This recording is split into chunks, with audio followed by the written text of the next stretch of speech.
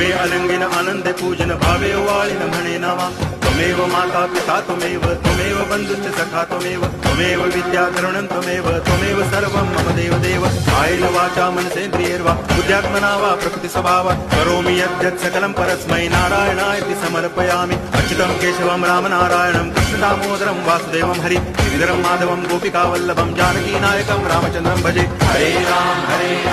Ram Ram Hare Hare Hare Krishna